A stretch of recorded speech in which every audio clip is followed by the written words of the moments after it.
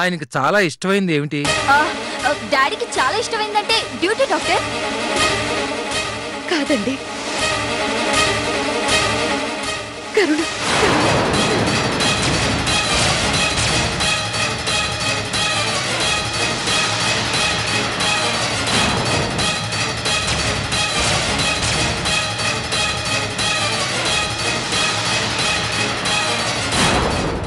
కరుణ? అవును, ఆయన కూతుర్లా పెంచుకున్న ఓ అనాథ.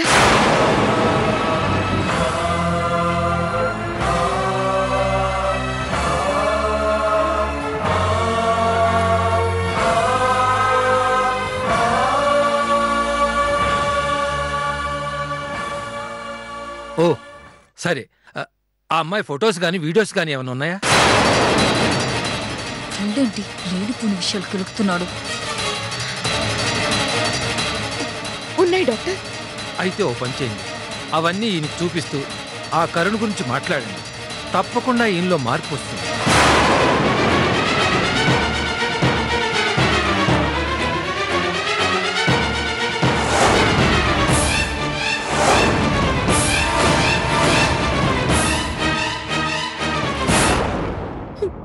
అలాగే డాక్టర్, చాలా థ్యాంక్స్.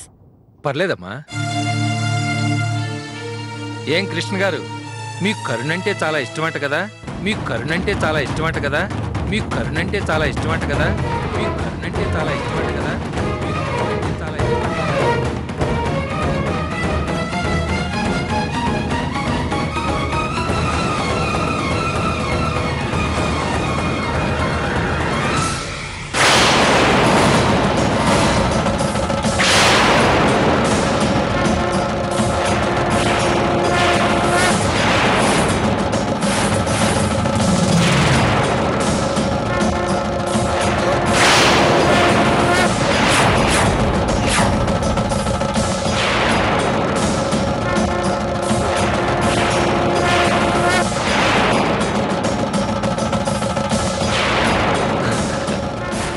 వావ్, చూసారా? ఆ పేరు చెప్తే ఆయనలో చలనం కలుగుతుంది.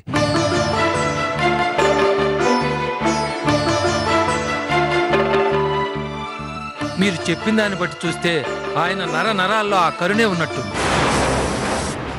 ఉందిరా, అందుకే నువ్వు బతుకుండకూడదు. అవును డాక్టర్, ఆ కరుణ గురించి పరిగెడుతూనే ఈయన ఇలా ప్రాణాల మీదకి తెచ్చుకున్నారు. అయితే నేను చెప్పింది చేయండి అమ్మా, గ్యారంటీగా రిజల్ట్ ఉంటుంది. ఒక్క నిమిషం డాక్టర్, మీ కాఫీ తీసుకొస్తా.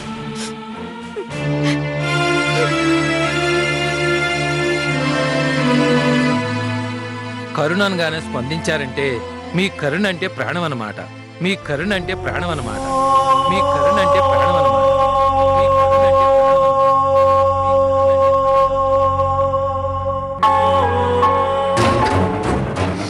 వీడేంట్రా బాబు, ఆయన చెవి దగ్గర కరుణ కరుణ అని గాయత్రి మంత్రం చదివినట్టు చదువుతున్నాడు. ఇక లాభం లేదు, ఏదో ఒకటి చేయాలి. డాక్టర్ గారు, మీతో ఒక విషయం మాట్లాడాలి. ఒక్కసారి బయటకు వస్తారా? ఓకే రండి.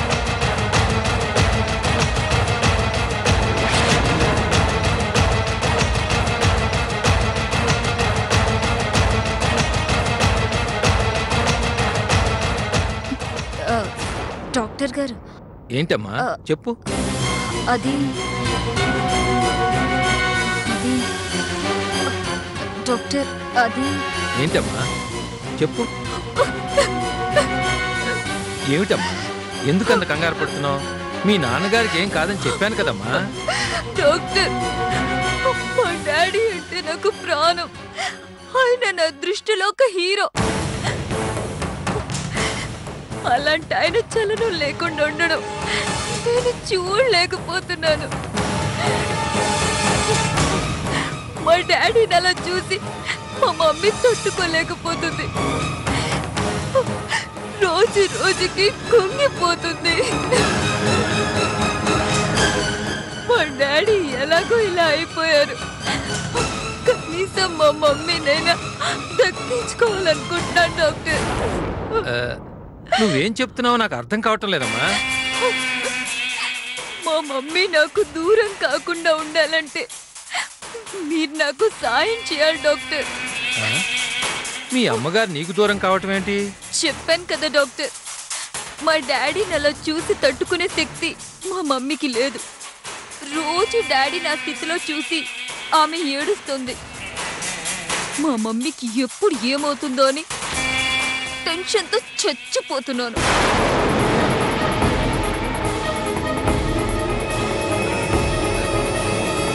ఆవిడ ధైర్యంగానే ఉన్నారే, నాకేం అలా అనిపించటం లేదమ్మా. లేదు డాక్టర్, నిన్న రాత్రి కూడా మీ డాడీని అలా చూసి నేను తట్టుకోలేకపోతున్నానమ్మా. నాకు చచ్చిపోవాలనిపిస్తుంది అంది డాక్టర్.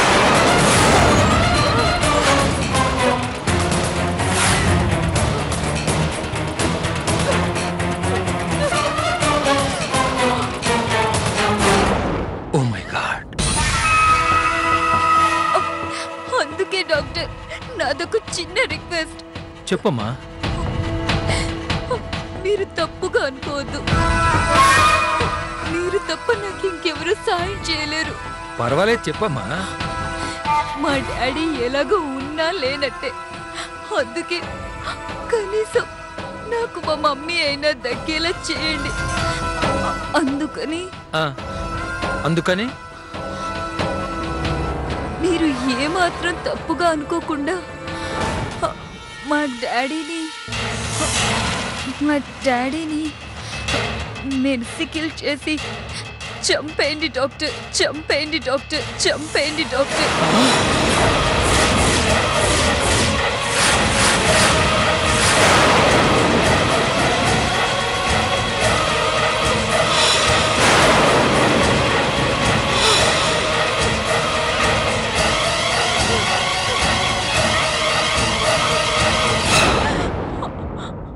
ఆయన్ని బాగు చేయాలని మీరు ఎంతో ట్రై చేశారు,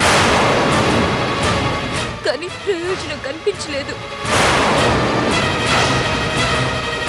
అందుకే నాకు సాయం చేసి పెట్టండి డాక్టర్. ఈ విషయం మా మమ్మీకి తెలియకూడదు. నీకేమైనా పిచ్చిగాని పట్టిందా? ఏం మాట్లాడుతున్నావో తెలిసే మాట్లాడుతున్నావా? అరవకండి డాక్టర్, మా మమ్మీ వింటే చాలా డేంజర్. వింటే విన్నవు, నాకేంటి? పేషెంట్ బ్రతకడం కష్టమని ఏ డాక్టర్ అయినా చెప్తే ఎలాగలా కాపాడమని కాళ్ళ వేళ పడతారు. అలాంటిది యాక్సిడెంట్ అయి కోమాలోకి వెళ్ళిన వ్యక్తిని ఒక పెద్ద రోగిష్లాగా చూస్తూ చంపమని అడుగుతావా? Mercy killing, mercy.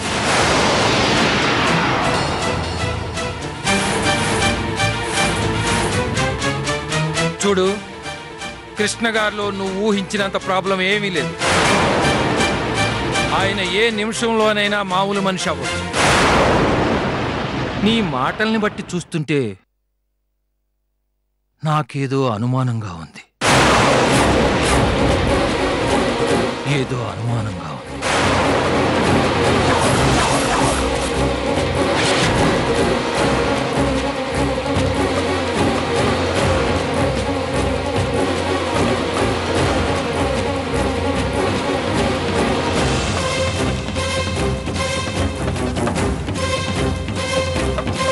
నేను వెళ్ళి పోలీస్ కంప్లైంట్ ఇస్తాను. ఎవరో కృష్ణ గారిని చంపాలని చూస్తున్నారని నా అనుమానం. అది నువ్వేనని నాకు ఇప్పుడు అనిపిస్తుంది. అవును, ఇంత చిన్న ప్రాబ్లంని అంత పెద్ద ప్రాబ్లం చేసి మాట్లాడుతూ కృష్ణ గారిని చంపేమని నన్నే అడుగుతున్నావంటే ఇందులో ఏదో ఉందన్న అనుమానం.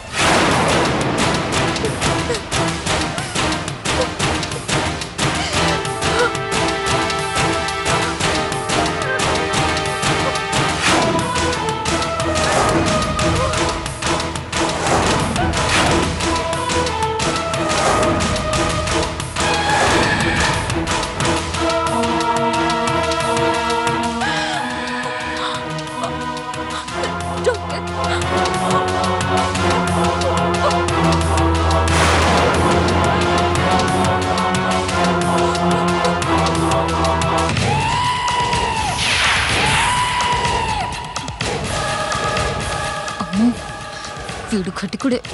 వీడిని ఏదో రకంగా మేనేజ్ చేయాలి.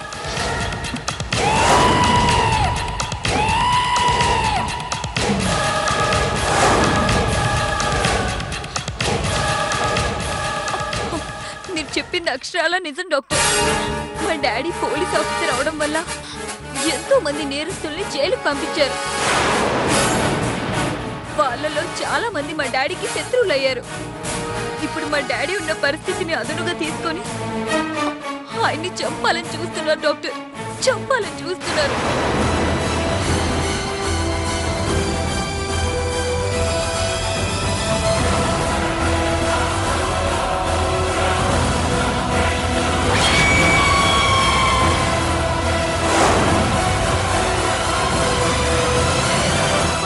అందుకే డాక్టర్ నేను మిమ్మల్ని కూడా అనుమానించాను.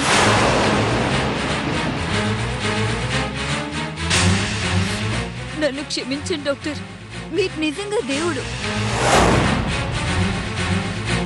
మా డాడీకి ప్రాణాలు పోస్తారు గాని ప్రాణాలు తీరని నాకు ఇప్పుడు అర్థమైంది. ఈ మధ్య డబ్బు కోసం ప్రతి ఒక్కరూ చేయకుండా పనులు చేస్తున్నారు. అలాగే మీకు కూడా ఎవరైనా డబ్బాస చూపించి మా డాడీని చంపబోతున్నారేమో అని భయపడి ఆ విషయం కనిపెట్టడానికి ఇలా నాటకం ఆడాను doctor. Sorry doctor. It's okay. చూడమ్మా, నువ్వు అన్నట్టు అలాంటి వాళ్ళు చాలామంది ఉన్నారు. కానీ నేను అలాంటి వాణ్ణి కాదు. నాకిప్పటి వరకు ప్రాణాలు పోయటమే తెలుసు కానీ పొరపాటును కూడా ప్రాణాలు తీయటం తెలియదు. అర్థమైంది డాక్టర్. ఆ విషయం ఇప్పుడే అర్థమైంది. నన్ను తప్పుగా అనుకోకండి. పర్వాలేదమ్మా, కానీ నువ్వు ఇలాంటి అనుమానాలేవి మనసులో పెట్టుకో. మీ నాన్నగారికి ఏమీ కాదమ్మా. ఆయన ఏ క్షణంలోనైనా లేచి కూర్చుంటారు. ఒక్కసారి మీ అమ్మగారిని పిలువు, ఆమెకు కూడా కాస్త ధైర్యం చెప్తాను. ఇలాంటి విషయాలు మా మమ్మీ దగ్గర డిస్కస్ చేయడం మంచిది కాదు డాక్టర్. అసలు ఈ అనుమానం వచ్చిందే మా మమ్మీకి. ఆవిడ ప్రతి చిన్న విషయాన్ని భూతద్దంలో పెట్టి చూస్తుంది. మా డాడీ అంటే మా మమ్మీకి అంత ప్రేమ. తనకి నేను ఎలాగోలా నచ్చ చెప్తాను డాక్టర్. సరే అమ్మా, నేను వెళ్ళొస్తాను. కృష్ణ గారిని జాగ్రత్తగా చూసుకోండి. మందులు అవి టైంకి ఉండు, లేకపోతే చాలా డేంజర్. అలాగే డాక్టర్. వస్తాను.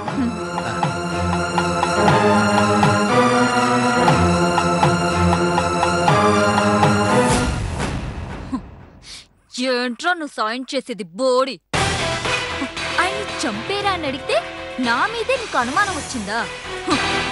నువ్వు వాడి ప్రాణాలు నిలబెట్టే డాక్టర్ అయితే నేను వాడి ప్రాణాలు తీసే డాక్టర్ని. నా నుండి తప్పించుకోలేడు. నేనే వాడిని పైకి పంపిస్తా, అది నీ మీదకి నెట్టేస్తా.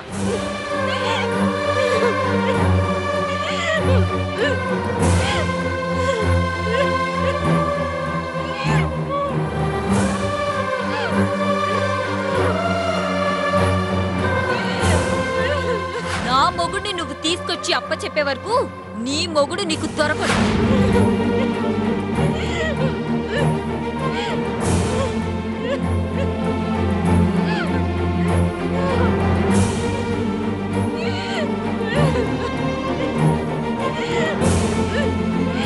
మళ్ళీ ఇప్పుడు నువ్వే కన్నా తెలుసుకొని నీ కోసం వాళ్ళు తప్పిస్తే వాళ్ళని బతకనివ్వదు.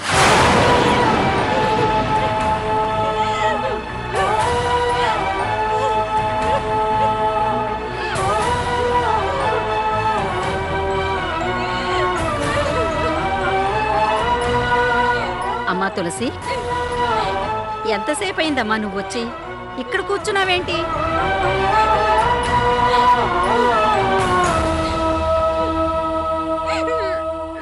ఏంటమ్మా, ఏమైంది? కాశీ గురించి ఏమన్నా తెలిసిందా? తెలిసిందమ్మా. తెలిసిందా? ఎక్కడమ్మా? ఎక్కడున్నాడు? జ్వాల దగ్గరున్నారు.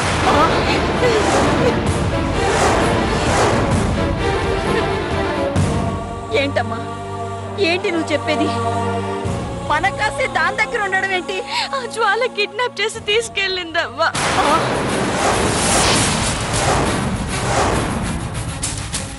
ఎక్కడో దాచిపెట్టింది. రమేష్ గారు కనిపించట్లేదట. నా మొగుడు ఎక్కడున్నాడో నీకు తెలుసు. నా మొగుడిని తీసుకొచ్చి నాకు అప్పగించు, నీ మొగుడున్న చోటు చెప్తాను అని వార్నింగ్ ఇచ్చి వెళ్ళింది.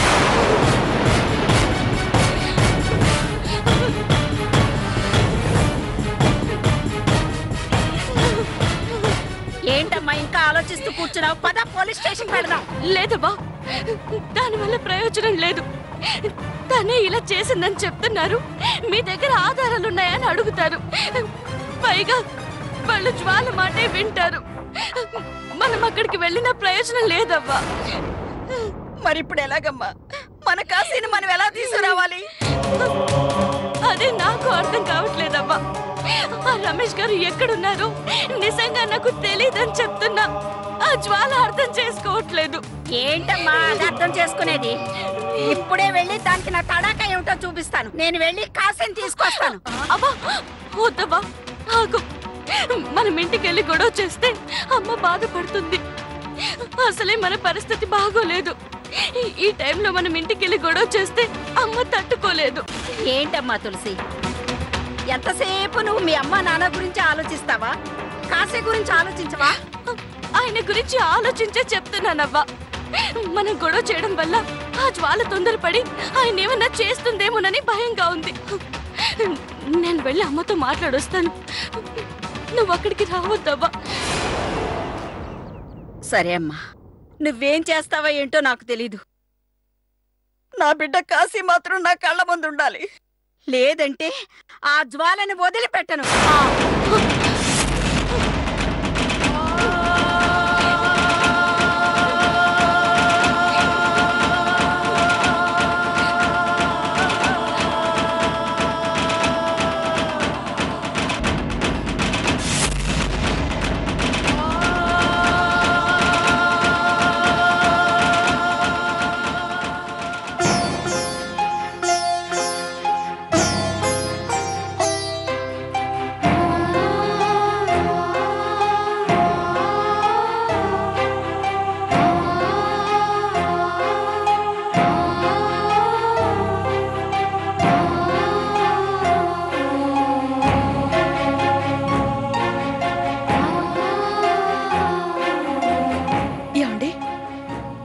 ఇదిగోండి చూడండి, మీకెంతో ఇష్టమైన ఫొటోస్.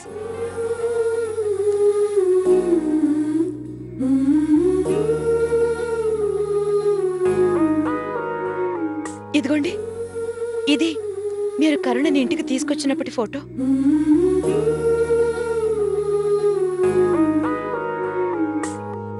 ఇది తనకు మీరు డ్రెస్ వేసి తీసిన ఫోటో.